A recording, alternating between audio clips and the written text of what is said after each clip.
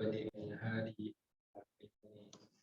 محيا الرشاد أمد أربابا وأغر السماء شمس البيان في صدور العلماء. الصلاة والسلام على من أرسله الله بشيرا ونذيرا وداعيا إلى الله بإذنه وسراجا منيرا. أما بعد، طبتم وطاب ممشاكم وتبوأتم من الجنة منزلا. Jemaah rahimakumullah, malam ini insya Allah kita akan melanjutkan pengajian kitab Bulughul Maram, bab tentang jenazah, hadis ke-431. Wa anha anna Abu Bakr as-Siddiq radhiyallahu anhu qabbala an-nabiy sallallahu alaihi wasallam ba'da mautihi, rawahu al-Bukhari. Dari Aisyah radhiyallahu anha bahwasanya Abu Bakr radhiyallahu anhu mencium Nabi setelah beliau meninggal. Rawahu al-Bukhari, hadis riwayat Bukhari. Jadi orang sudah meninggal, Abu Bakar mencium baginda Nabi SAW. Ini mencium jenazah orang yang terhormat karena kealimannya. Jadi seorang ulama, seorang kiai, seorang syekh, karena kealimannya,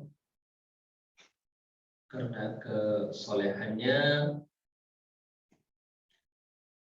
menurut pendapat ulama, yang mencium jenazah orang yang terhormat karena kealimannya merupakan perbuatan yang wajar, boleh, dan tidak ada larangan. Dalilnya adalah riwayat Bukhari, Abu Bakar as-Siddiq mencium kening Nabi saat beliau wafat. Dari mana dalilnya? Jadi perbuatan Abu Bakar itu tidak diingkari oleh para sahabat. Sahabat melihat, ya, dan menyaksikan, tapi mereka tidak mengingkarinya. Nah, mereka tidak mengingkarinya itu berarti mereka setuju. Tapi ketika mencium jenazah itu ada hal yang perlu diperhatikan. Pertama, boleh, bahkan sebagian ulama menyebut jika sunnah jika jenazah tersebut merupakan orang soleh. Ya, kalau dia orang soleh, bahkan sunnah menurut sebagian ulama. Tapi ada syaratnya. Di situ hanya sekedar untuk memuliakan, menghormati, bukan untuk mengkultuskan. Ya, jangan pula tujuannya untuk mengambil barokah, gitu. Mengambil barokah. Gitu. Tapi tujuannya hanya semata-mata mencontoh apa yang dilakukan oleh Abu Bakar radhiyallahu anhu kepada Rasulullah sallallahu alaihi wasallam. Jadi Rasulullah mencium Abu Bakar itu karena apa gitu ya? Nanti bagaimana pula hukumnya kalau yang meninggal itu orang kafir, boleh nggak dicium keningnya? Ya. Atau dia orang munafik, ya, atau dia orang fasik. Jadi di sini bukan setiap jenazah, tapi jenazah yang memiliki kekhususan dalam hal kesolehannya, ketakwaannya, dan juga kealimannya. Tapi jangan sampai mengkultuskan. Apa itu mengkultuskan? Menganggap bahwa kiai tersebut adalah seorang yang suci, yang tidak berdosa sama sekali. Tidak boleh seperti itu. Kedua, mencium jenazah itu diperbolehkan, bahkan sunnah jika jenazah tersebut merupakan keluarga dan mahramnya, seperti anak kandung, orang tua kandung, saudara kandung, dan sebagainya. Saya baru lihat pada suatu ketika mau ditutup ini kain kafannya. Jadi sudah dimandikan, sudah dikafani, kemudian ketika mau ditutup kain kafannya ini, datang orang tuanya, nah, cium ayahmu. Ya, jadi dipanggil anak-anaknya untuk mencium sang ayah tadi. Saya pikir itu adalah perbuatan yang bid'ah gitu ya. Tapi setelah membaca hadis ini, oh ternyata itu ada sunnahnya gitu ya. Gitu. Jadi anak mencium ayahnya ataupun ayah mencium anaknya, suami mencium jenazah istrinya ataupun istri mencium jenazah suaminya.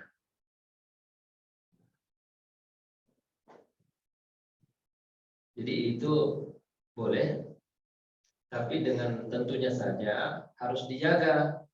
Jangan sambil meraung, meratap, sambil menyobek baju, memukul-mukul pipinya, itu nggak boleh. Ya. Kalau bersedih, semua orang bersedih. Berpisah dengan orang yang dicintai dan dikasihi. Bahkan Nabi pun bersedih. Wa innal aina la tadma wa innal qalba la tahzan wa la naqulu illa ma yurdillah.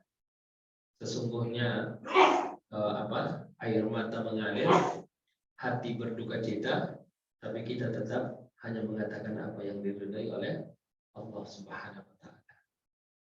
Jadi tidak apa-apa kalau seorang anak mencium jenazah ayahnya ataupun seorang ayah mencium jenazah anaknya, seorang suami mencium jenazah istrinya, seorang istri mencium jenazah suaminya. Karena itu adalah ciuman perpisahan. Ya. Dan itu atifah perasaan orang ketika mau berpisah dengan orang yang dicintainya dan yang disayanginya. Jadi tidak ada masalah. Sebagian ulama juga menghukumi sunnah mencium jenazah yang merupakan sahabat semasa hidup. Sahabat, teman akrab, teman dekat, ya, yang selalu menasehatinya, mengingatkannya, menegurnya, berangkat ke masjid bareng, teman bercanda, teman bergurau, ya. Ketika jenazahnya meninggal, disunahkan juga mencium. Karena Rasulullah SAW mencium jenazah Utsman bin Maz'un. Ya, Utsman bin Maz'un itu adalah saudara sesusuan Nabi. Hatta ra'aitu dumu'a tasil, sampai-sampai aku melihat, kata Aisyah, air mata Nabi mengalir ke orang tadi yang dicium Nabi itu. Ketiga, mencium jenazah orang fasik, hukumnya makruh. Ya. Sekalipun jenazah tersebut adalah orang yang dikagumi karena kekayaannya atau karena jabatannya, mungkin mantan presiden dia, ya. Tapi semasa dia memimpin tidak berlaku adil, zalim, berbuat semena-mena. Nah, itu kan orang kadang-kadang berlomba-lomba untuk mencium jenazahnya, bukan karena apa-apa, karena dia adalah seorang tokoh. Tapi itu nggak boleh, ya, makruh hukumnya, kata para ulama. Karena kita dilarang menghormati orang itu karena kekayaannya, karena pangkatnya, dan karena jabatan. Jadi kalau mau menghormati orang, hormati karena kesolehannya dan ketakwaannya dan karena ilmunya. Ya. Adapun karena kekayaannya, pangkat dan jabatannya, tidak. Nah, keempat, Bapak dan Ibu, haram mencium jenazah orang kafir atau orang musyrik. Walaupun itu, sekalipun itu adalah sahabat yang semasa hidupnya pangkatnya lebih tinggi. Ya. Enggak dia.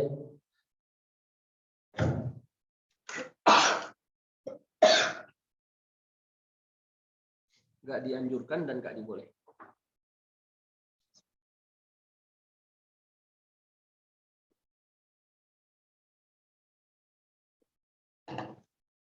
Dalilnya itu ya ayyuhalladzina amanu innamal musyriku najas. Hai orang-orang yang beriman, sesungguhnya orang kafir itu najis. Najis itu bukan badannya najis. Ya kalau kita bersentuhan lalu kita harus basuh, tidak. Yang najis itu apa? Akidahnya. Jadi keyakinannya itu najis.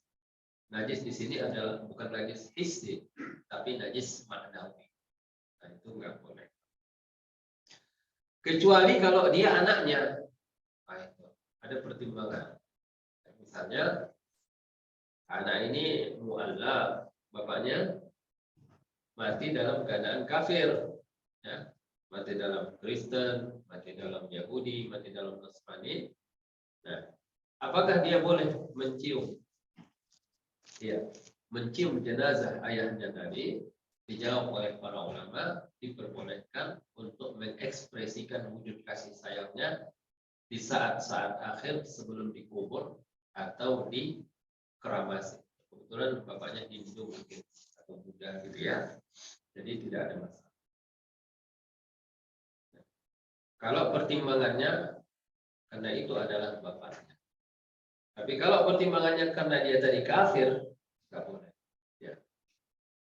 Sebab nanti mengesankan bahwa kafir itu adalah hal yang biasa. Musyrik itu adalah hal yang bisa diterima. Padahal kekafiran dan kemusyrikan adalah dua hal yang tidak bisa diterima. Kelima, ini nggak boleh, Pak. Haram hukumnya mencium jenazah lain jenis. Istri orang, jenazah istri orang nggak boleh. Ya, jenazah yang bukan muhrimnya nggak boleh. Baik bisyahwah atau bi syahwah. Teman sekantor gitu ya. Nggak boleh. Kemudian keenam, bagian yang boleh dicium. Itu yang boleh dicium apanya? Keningnya, tangannya. Apa boleh mencium kakinya? Orang kadang kan kalau ulama besar, ulama yang karomah, oh dia mencium kakinya gitu ya. Jadi bagian yang boleh dicium adalah wajah, bukan bagian tubuhnya. Sebagian ulama ada yang bolehkan mencium tangannya, ya, asal tidak berniat mengkultus. Adapun mencium kakinya para ulama sepakat. Kenapa? Karena itu namanya semacam sujud dia pada jenazah. Dan itu hal itu dikhawatirkan akan menodai akidah. Nah, itulah dia Bapak dan Ibu rahimakumullah, hadis Abu Bakar radhiyallahu anhu tadi yang ini qabbalan Nabi sallallahu alaihi wasallam ba'da mauti. Nabi mencium jenazah Abu Bakar setelah Nabi diwafatkan. Ya. Gimana Pak? Ada pertanyaan? Ya, pasti ada. Waalaikumsalam.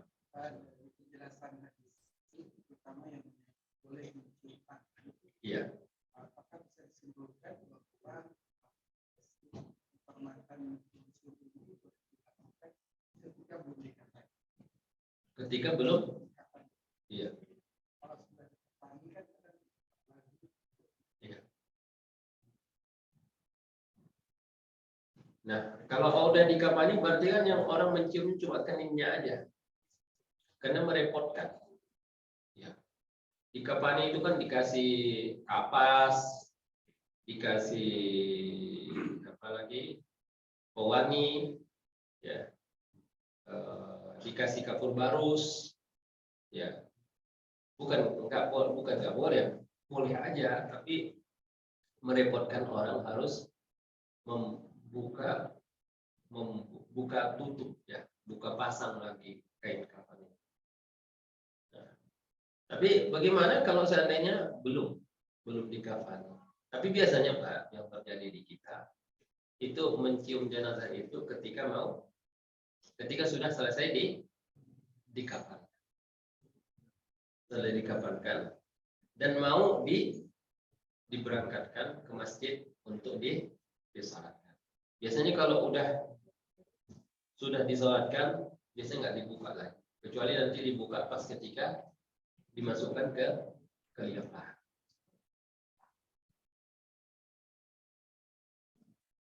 Saya teringat kemarin saya ngisi pengajian Sabtu, temanya tentang husnul khatimah, tentang kematian, Pak. Jadi ada salah seorang jenazah itu, dia membawa makanan untuk jemaah yang hadir semua. Dia bawa makanannya itu buat makan siang. Semua makan. Terus kemarin hari Selasa, dapat kabar pas asar bahwa orang tersebut meninggal dunia. Padahal waktu hadir di pengajian itu kelihatan sehat, Pak. Bahkan dia bertanya, saya menjelaskan tentang talqin, ya, talqin. Gimana caranya talqin? Gimana talqin setelah wafat? Ya, talqin sebelum wafat? Ya. Saya nggak sadar, ternyata dia bertanya dan kain kafannya sudah disiapkan ketika dia bertanya. Semoga beliau nanti dalam keadaan husnul khotimah. Dan itu tema pengajiannya tentang husnul khotimah. Tema pengajian. Ini pun berbicara kita tentang kematian ini, kita pun nggak tahu kapan kita akan dipanggil oleh Allah Subhanahu wa Ta'ala. Jadi jangan lagi Bapak menganggap kalau ada orang mencium jenazah itu bid'ah, ya. Itu nggak sunnah. Sunnah ini hadisnya dalam Bukhari, Pak, bahwa Abu Bakar mencium. Sekurang-kurangnya walaupun nggak sunnah itu boleh lah. Kenapa? Karena tidak ada sahabat yang mengingkari. Ya, tidak ada sahabat yang mengingkari apa yang dilakukan oleh Abu Bakar. Dan Nabi pun mencium jenazah sahabatnya ataupun saudara sesusuannya, yaitu Utsman bin Maz'un, ketika beliau meninggal dunia. Sampai beliau meneteskan air mata. Jadi sedih tidak apa-apa ketika ada orang yang meninggal, orang yang kita cintai dan orang yang kita sayang. Yang nggak boleh itu meratap, ya, meratap. Wallahu a'lam. Ada lagi, Pak, mengenai mencium jenazah ini? Ya.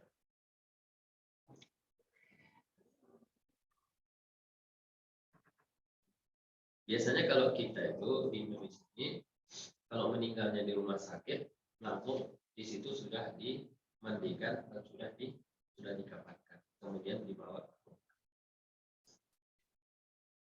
Nah, kita lanjutkan kepada pembahasan berikut. Wa an Abi Hurairah radhiyallahu anhu anin Nabi sallallahu alaihi wasallam qala nafsul mu'min mu'allaqatun bidinihi hatta yaqdi anhu hatta yuqda anhu, rawahu Ahmad, Tirmidzi wa Hasan. Dari Abu Hurairah radhiyallahu anhu dari Nabi sallallahu alaihi wasallam, beliau bersabda, jiwa orang mukmin terkatung-katung. Ya. Jiwa orang mukmin terkatung-katung dengan utangnya, sehingga dia membayar dan menyelesaikan utangnya. Hati-hati dengan utang. Ya. Jadi agama kita ini mengingatkan supaya kita jangan anggap enteng, ya, dalam membayar hak-hak orang kepada kita. Apa yang kita lakukan kalau kita banyak hutang? Pertama, kita minta tolong sama Allah supaya Allah memudahkan kepada kita untuk bayar hutang. Dan ada zikirnya. Apa zikirnya? Allahumma a'inni ala dzikrik. Bukan itu. Allahumma inni a'udzubika minal hammi wal hazan wa a'udzubika minal ajazi wal kasal wa a'udzubika minal jubni wal bukhl. Amalkan. Dan di antara adab berhutang itu bahwa kita berniat dan bertekad kalau udah punya uang akan dibayar. Barang siapa berhutang dan kemudian dia berniat untuk membayarnya, maka Allah akan memberikan kemudahan kepada dia untuk membayar hutangnya. Jadi kalau bisa ketika kita mati nggak punya hutang. Karena kalau punya hutang, ya terkatung-katung roh kita. Kata para ulama, apa sih maksudnya terkatung-katung itu? Ya. Pertama, mahbusatun anin naim. Tertahan untuk mendapatkan kenikmatan yang ada di kubur. Sebagaimana di kubur itu ada adab kubur, ada juga nikmat kubur. Jadi dia tertahan tidak dapat nikmat kubur sebelum hutangnya dibayar. Wakila mutawakkifun fi amriha. Dan dikatakan sebagian ulama tidak ada keputusan. Enggak diputuskan apakah dia dapat naim, apakah dia dapat adab. Sebelum walaupun dia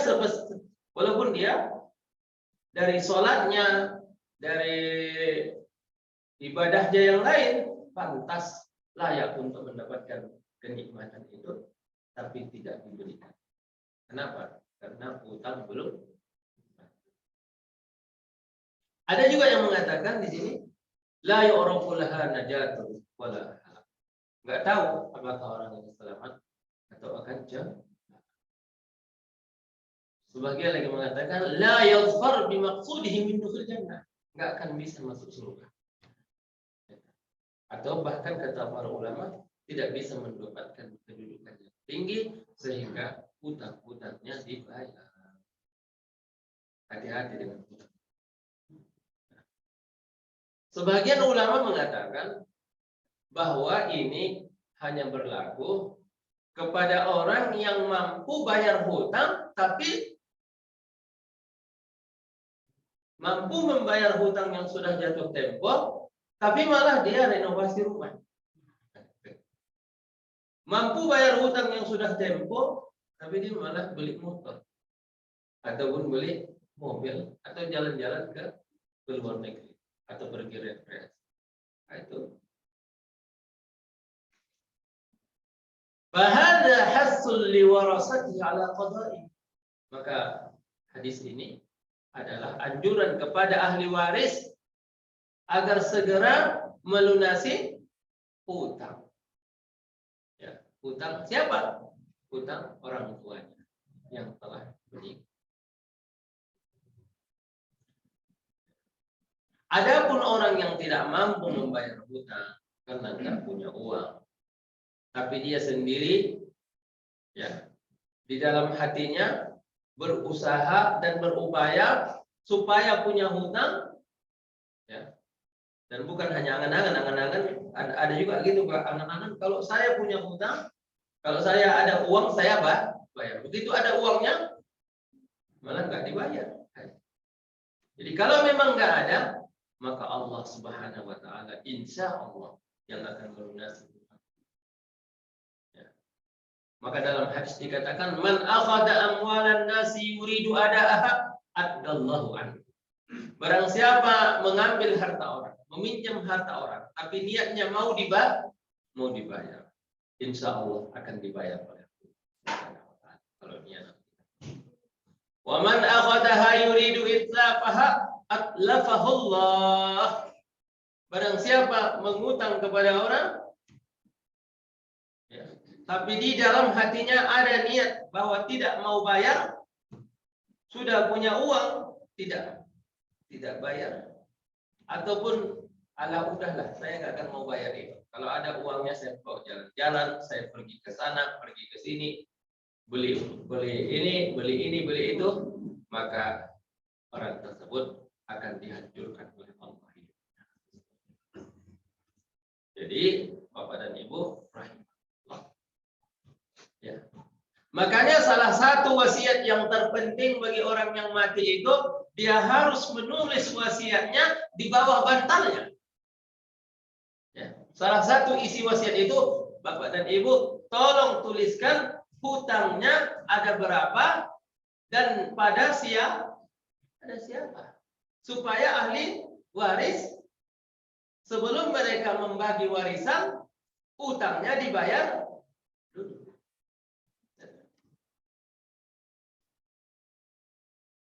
Saya sampai hari ini Pak, ada orang udah meninggal, keluarganya nggak datang kembalikan utangnya. Kemudian meninggal lagi suaminya, udah tambah lagi, nggak juga kembali. Padahal dia tahu. Itulah orang kita Indonesia.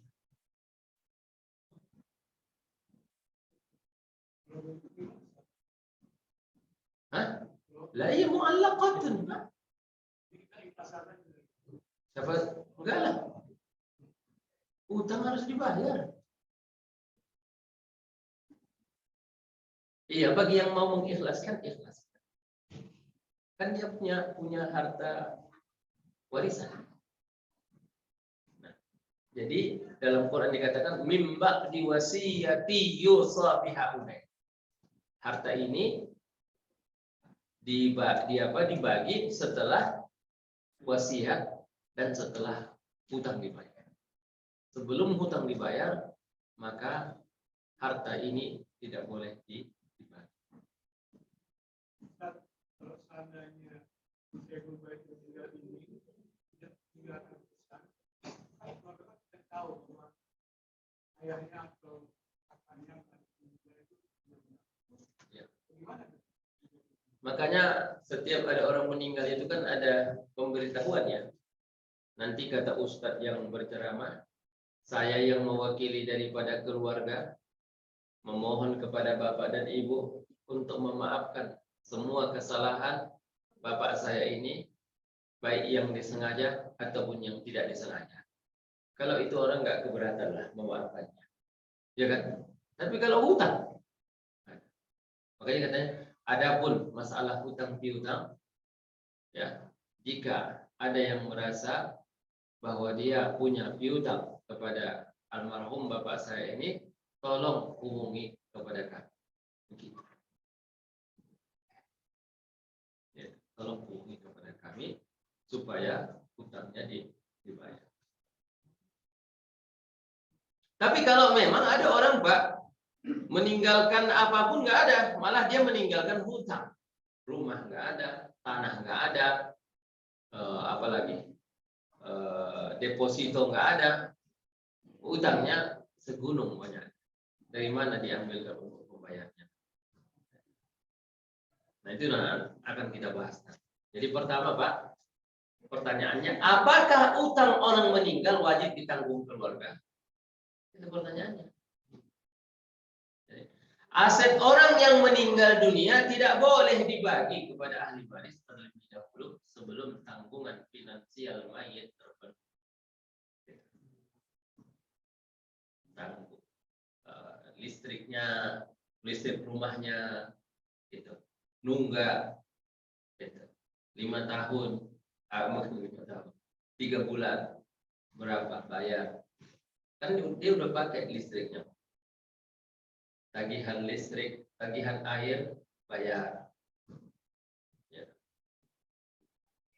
Kemudian utangnya di warung sembako, bayar.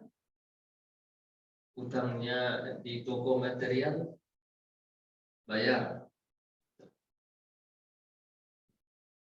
Kemudian utangnya di bank, lunas. Saya di bank lunas ya, karena ada asuransi. Tapi asuransi itu nggak dibenarkan karena itu jatuhnya judi, ya, berjudi dia.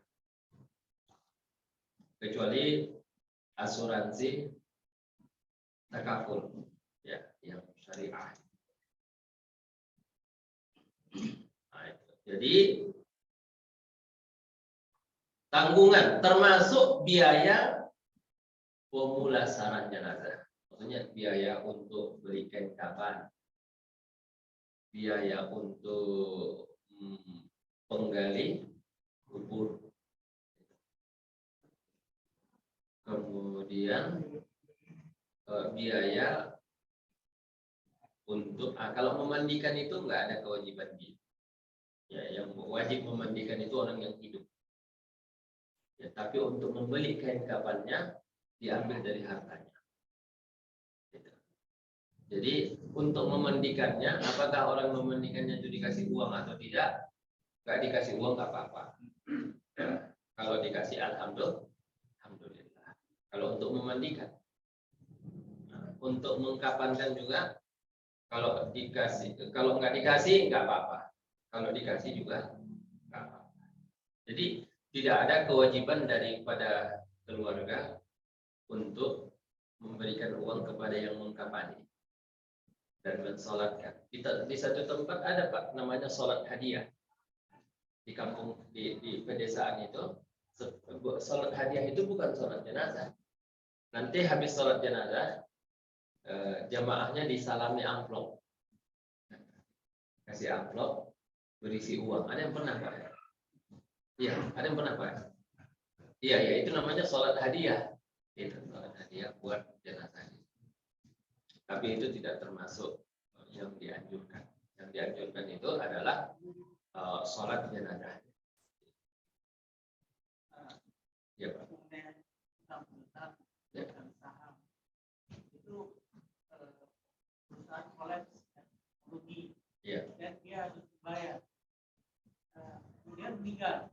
Siapa yang membayar? Perusahaannya bangkrut, kolaps, dan dia harus membayar gaji karyawan. Bukan. Ada dia punya saham. Dan kadang-kadang kita punya saham pada suatu perusahaan kolaps. Ya. Dia masih berutang ya. Kemudian meninggal. Siapa yang bayar? Kalau perusahaan itu pilot itu nggak wajib bayar apa-apa Pak. Kalau udah dipilotkan, kalau udah dipilotkan oleh pengadilan, pilot itu artinya kan aset dari perusahaan itu tidak cukup untuk membayar hutangnya, itu namanya pilot. Itu udah nggak wajib bayar apa-apa.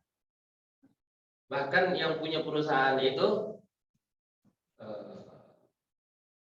dia harus diberikan hidup yang layak.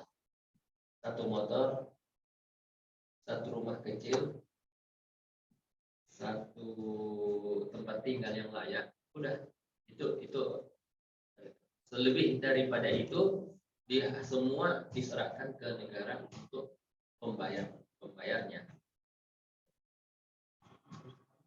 Nah, yang jadi masalah adalah kalau dia meninggal, kemudian utang gaji karyawan itu bagaimana? Siapa yang bayar? Ya diambil dari hartanya tadi Pak.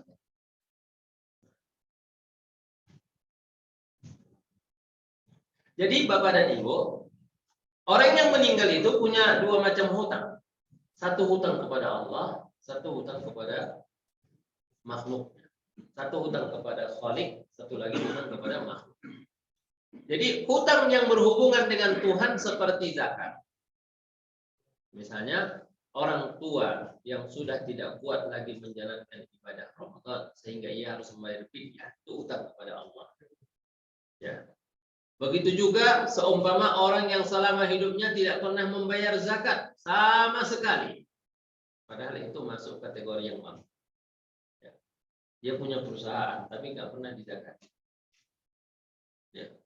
Dan sebenarnya perusahaannya itu termasuk yang sudah memenuhi persyaratan untuk dizakati.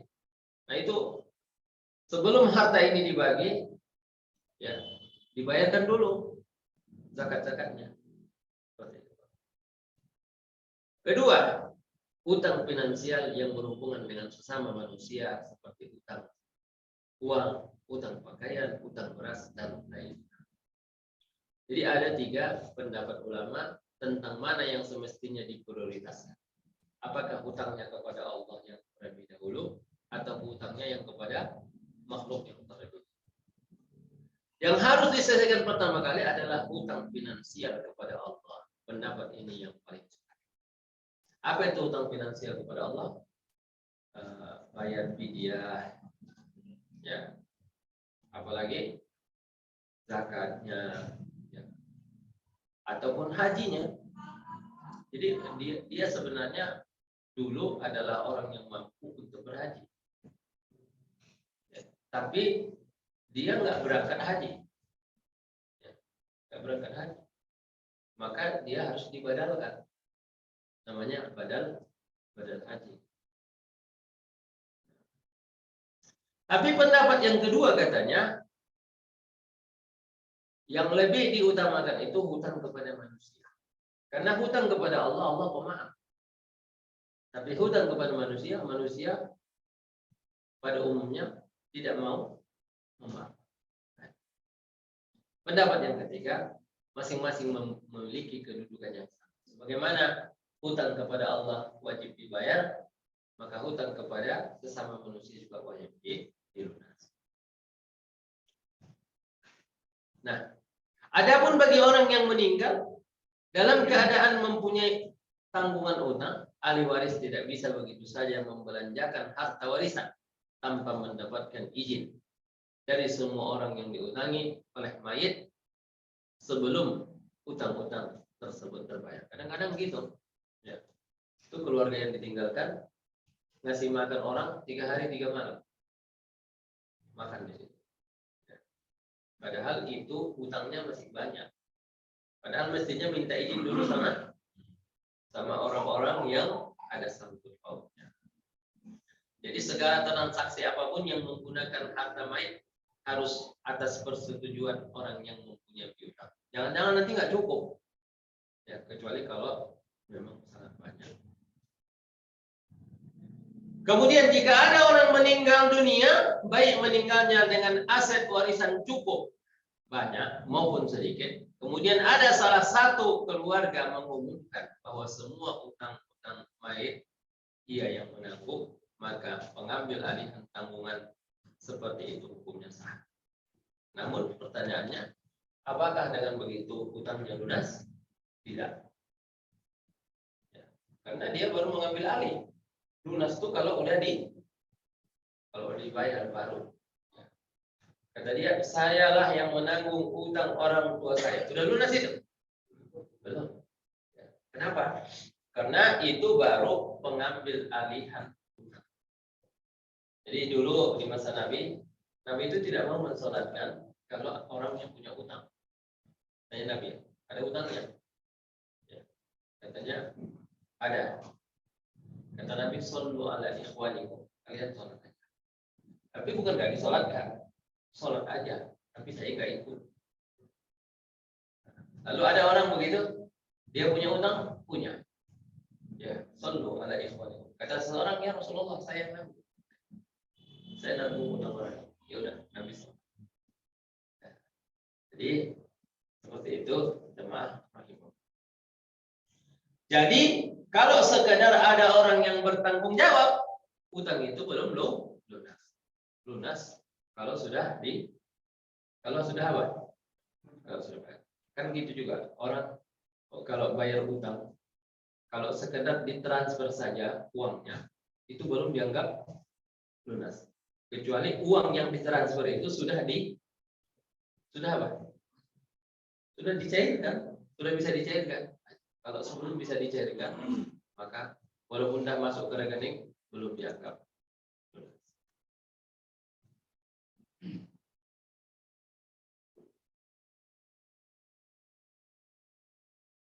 Bagaimana jika ada orang meninggal dunia sedangkan utang yang harus ia bayar melebihi dengan aset yang dia tinggalkan? Atau bahkan ia malah tidak punya tinggalan aset sama sekali. Asetnya ini utangnya gede. Utangnya 1 M. Utangnya 3 M.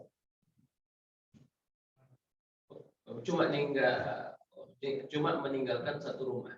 Rumah itu harganya 700 juta. Kurang berapa lagi, Pak? Hah? Kurang 2,3 M. Ataupun orang punya utang ketika meninggal tuh 1 miliar. Rumah ya nggak ada, deposito nggak ada, kendaraan nggak ada, apapun nggak ada. Tapi utang berapa tadi? 500 juta. Siapa yang membayar? Apakah ahli warisnya mempunyai kewajiban untuk membayarnya? Mana, Pak? Apakah ahli waris wajib membayarnya? Hah?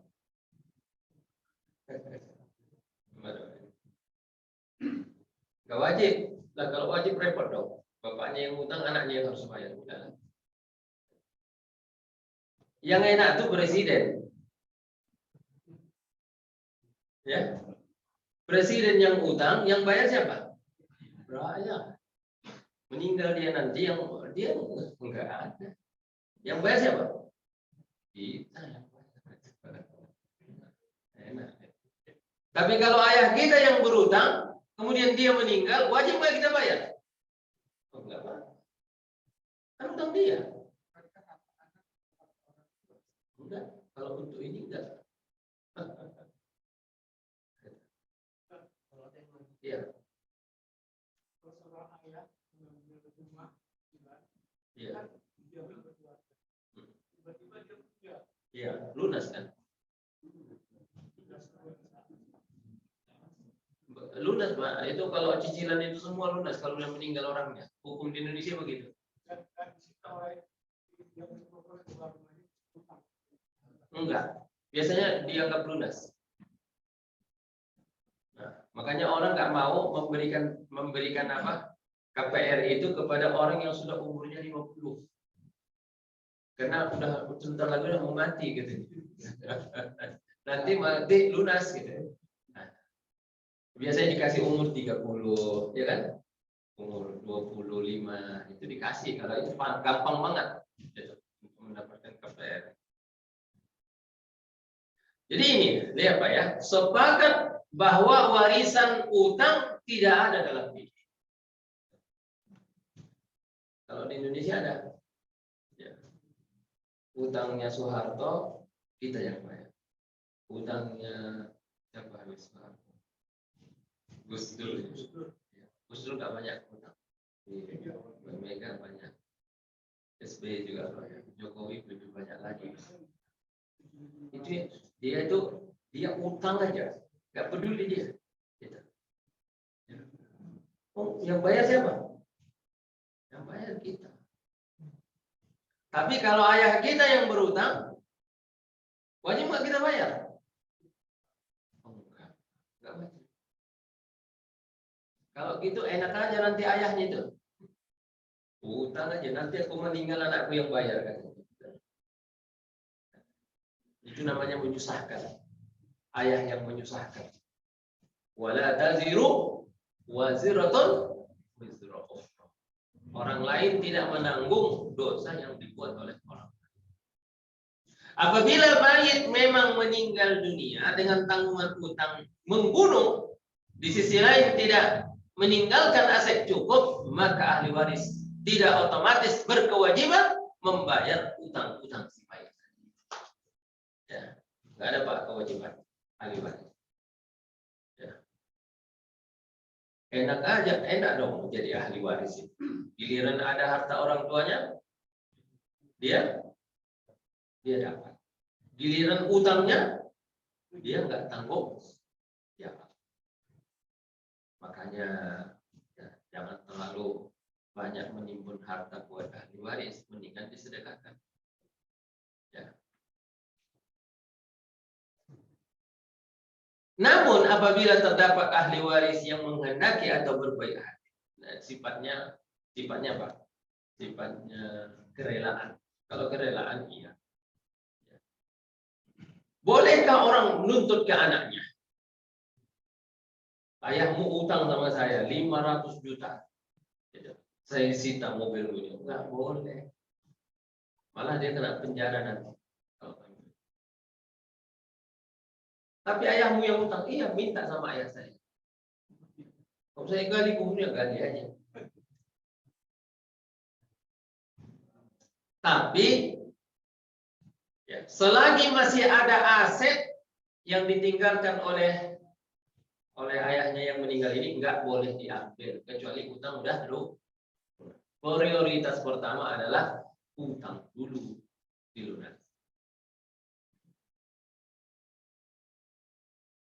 Itu ijma ulama Pak katanya. Lau mata mayyitun wa alaihi dainun lam yajib ala waliyi qada'u min malih fa in tatawwa bidzalika ta'addad daiman. Ya, ijma ulama seandainya ada orang meninggal dan meninggalkan hutang yang banyak, ya, walinya ataupun ahli warisnya tidak ada kewajiban untuk membayar hutang. Tapi kalau ada yang apa? Yang tatowo, yang atas kerelaannya, udah saya bayar, ya udah nggak apa-apa. Tapi tidak wajib. Sebab kalau wajib pasti memudaratkan. Ya, memudaratkan.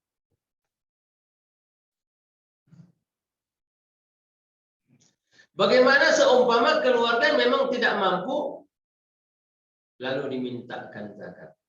Utang mayit diambilkan dari bagian gharim daripada asnaf. Jadi ada sementara mazhab ulama Pak, orang yang berhutang kemudian dia meninggal dan hutangnya nggak bisa dibayar, maka petugas zakat boleh memberikan uang zakat untuk membayar hutang tersebut. Gharib wal gharimina 'alaiha itu kan termasuk, karena di situ nggak ada dibilang yang berhutang itu masih hidup atau mati. Ya kan? Tapi diutamakanlah yang masih hidup.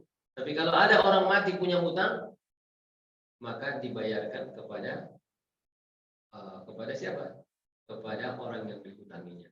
Jadi diantarkan uang itu kepada orang yang dihutanginya. Itu solusinya. Jadi diambilkan dari harta zakat. Kalau misalnya ada orang hutang, terus berlalunya waktu orang itu pindah apa nggak tahu lagi di mana. Cara bayarnya gimana? Bayarkan ke ahli warisnya. Kalau nggak tahu, apa sudah dikembali?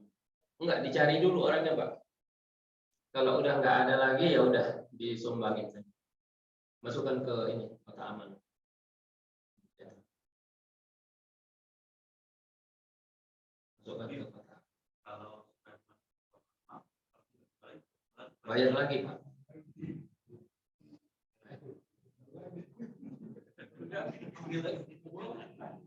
Kalau nggak bayar gitu enak aja nanti orang.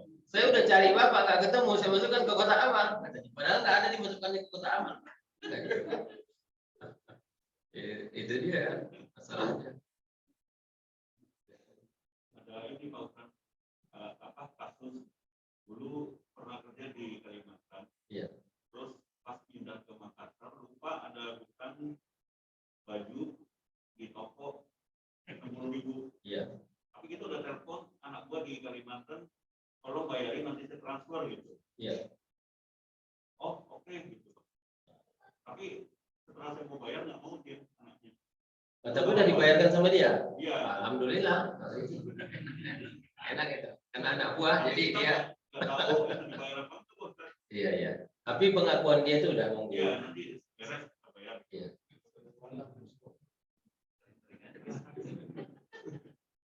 Jadi masalah utang tadi diambilkan dari zakat itu ada dua pendapat. Pertama, sebagian mengatakan boleh, ya, yaitu bagian gharib.